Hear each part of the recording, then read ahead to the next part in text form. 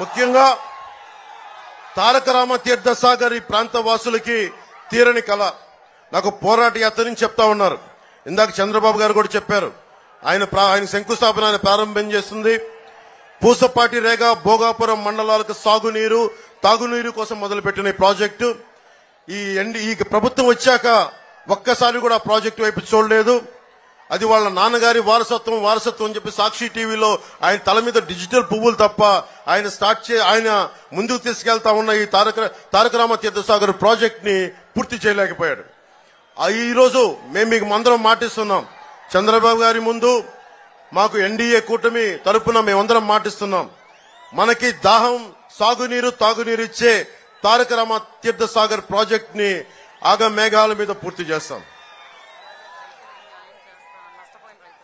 నష్టపోయిన ప్రతి రైతులకి ఈ ప్రాజెక్టు వల్ల నష్టపోయిన ప్రతి రైతులకి ఆల్&ఆర్ ప్రోగ్రామ్ లో రీహాబిలిటేషన్ రీలొకేషన్ మేము ప్రత్యేకించి నేను బాధ్యత తీసుకుంటాను. దాని మీద ఈ ప్రాజెక్టు పూర్తి చేస్తే విజయనగరానికి తాగునీరుతో పాటు నియోజకవర్గం మొత్తం మీద 10,000 ఎకరాలు సాగు కూడా వస్తుంది. ఇప్పుడు పరిస్థితి ఏంటంటే 200 అడుగులు తవ్వితే ఉప్పు నీరు వస్తా ఉంది. సో మనకి తాగునీరు అవసరం చాలా చాలా ఉంది. అది మేము చేసి పెడతాం. ముఖ్యంగా చంద్రబాబు నాయుడు గారు 2019లో ముఖ్యమంత్రిగా ఉన్నప్పుడు శ్రీకాకుళంలో ఉద్దానం కిడ్నీ సమస్య వచ్చినప్పుడు ఆ సమస్యను ఆయన దృష్టికి తీసుకెళ్తే ఆగమేఘాల మీద 48 గంటల్లోపు ఆయన వెంటనే ఒక హై లెవెల్ ఎగ్జిక్యూటివ్ మీటింగ్ పెట్టి దాని సమస్యకి వెంటనే మార్గం చూపించారు. అది ఈ రోజుకి ముందుకు తీసుకెళ్తా ఉన్నాం. కానీ మన విజయనగరం నెల్లిమర్లలో మన్యాలపేటలో కిడ్నీ వ్యాధిగ్రస్తులు ఎక్కువైపోయారు.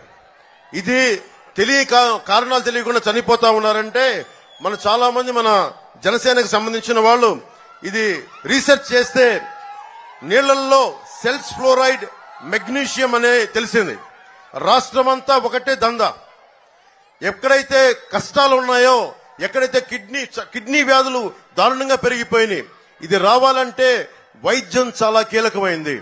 ఆ వైద్యానికి ప్రతి గ్రామంలో ప్రతి పంచాయతీలో ప్రతి మండలంలో ఒక ప్రాథమిక ఆసుపత్రి, secondary care hospitals, tertiary care ఇవి తీసుకొచ్చే బాధ్యత జనసేన, తెలుగుదేశం, భారతీయ జనతా పార్టీ కూటమి ప్రభుత్వం తీసుకుంటుంది.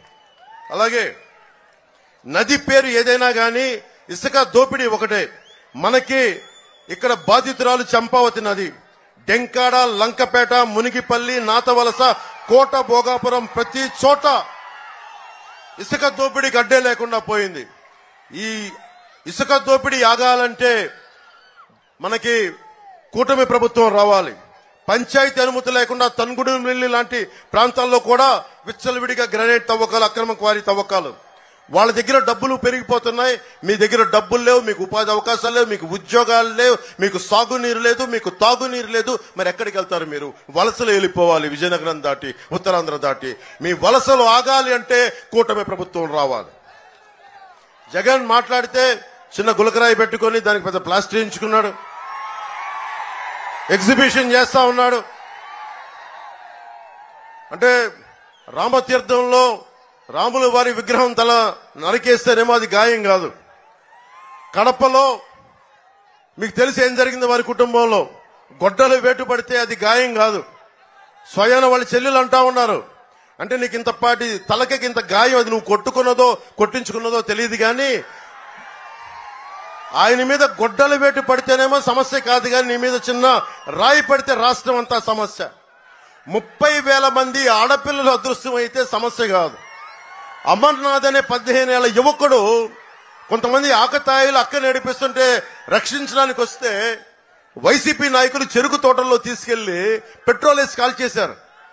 మీకు తెలుసు, చిన్నపాటి వంటలు చేసే ఆడపడుచులకు తెలుసు, చిన్నపాటి నూనె చుక్క పడితే ఒళ్ళు కాలిపోద్ది. అలాంటిది 15 ఏళ్ల బిడ్డ, 15 ఏళ్ల అమర్నాథ్ తీసుకెళ్లి చెరుకు తోటల్లో వైసీపీ నాయకులు కాల్ చేస్తే అది రాష్ట్రానికి గాయం అయినట్టు కాదంట. అంటే తనకే గాయం. బాబాయిలు చచ్చిపోయినా గాయం కాదు. రాముల వారి విగ్రహం కింద పడ్డా మా మనోభావాలు, మన మనసులు గాయపడవు.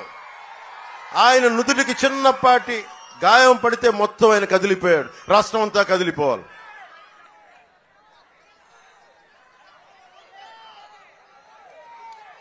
అలాగే ముఖ్యంగా బీసీ ఎస్సీ ఎస్టీ సమాజాలకి చంద్రబాబు గారు చెప్పారు, మేము కూడా దాన్ని ఉద్ఘాటిస్తున్నాం. ఏదైతే సబ్ ప్లాన్ ఫండ్స్ ఉన్నాయో అవి ఎక్కడికి దారి మళ్లించకుండా దేనికైతే నిర్దేశింపబడ్డాయో వాటికే ఖర్చు చేస్తాం. అలాగే ముఖ్యంగా 27 దళిత విద్యార్థులకు సంబంధించిన పథకాలు కానీ, అలాగే అంబేద్కర్ విదేశీ విద్యా పథకాన్ని తిరిగి పునరుద్ధరిస్తాం. అది జగన్ విదేశీ విద్యా పథకం కాదు, అంబేద్కర్ విదేశీ విద్యా పథకం కింద దాన్ని తీసుకొస్తాం.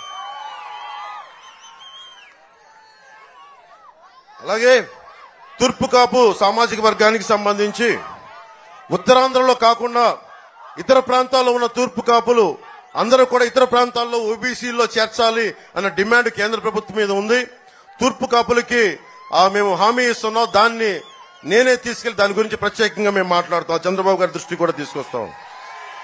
నెల్లిమర్ల లోకం మాధవి గారు ఇక్కడ అమెరికాలో ఉండి విజయనగరం ఆడపడుచు మన బిడ్డ అమెరికాకి వెళ్లి అక్కడ బాగా ఉన్నత విద్యాభ్యాసంతో పాటు పరిశ్రమలు ఇవన్నీ ఐటీ ఇలాంటి ఫార్మ్స్ అన్ని ప్రారంభించి మహిళల విదేశాల్లో ఉన్నత చదువులు పూర్తి చేసుకుని అక్కడే ఉద్యోగం చేసి మన దేశం తిరిగి వచ్చి ఎక్కడో హైదరాబాదో బెంగళూరు వెళ్ళాల వచ్చి మన విజయనగరమే వచ్చారు.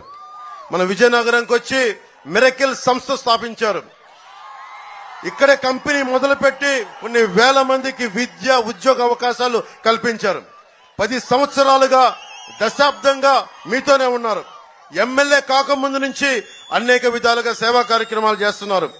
ఆమెకి లోకం మాధవ్ గారికి మరింత సేవ చేయడానికి, మీకు సేవ చేయడానికి, మేము ఉండటానికి ఆవిడ్ని జనసేన పార్టీ నుంచి గాజు గ్లాసు గుర్తు మీద నెల్లిమర్ల ఎమ్మెల్యే అభ్యర్థిగా నిలబడతా ఉన్నారు. మనస్ఫూర్తిగా మీరు మద్దతు ప్రకటించాలి, భారీ మెజారిటీతో గెలిపించాలి మనస్ఫూర్తిగా కోరుకుంటున్నాను.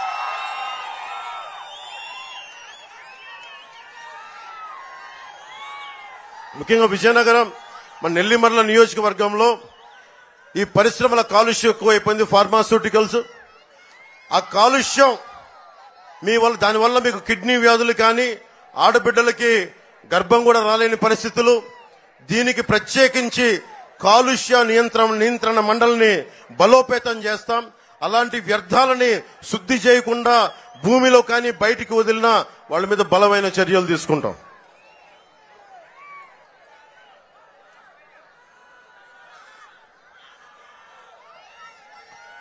మీకు జగన్ వచ్చి ఒకటి కాదు 2 సార్లు కాదు 9 సార్లు కరెంటు బిల్లు పెంచారు. కరెంటు పట్టుకుంటే కాదు వాడితే కూడా షాక్ కొడతా ఉంది ఈ ప్రభుత్వంలో. ఈ ఒకటే మాట, ఈ వేసవిలో కరెంటు బిల్లులు తగ్గాలి అంటే ఏసీలు ఫ్రిడ్జ్లు ఆపితే సరిపోదు. ఈ మే 13వ తారీఖున ఆ ఫ్యాన్ ని స్విచ్ ఆఫ్ చేసేయండి.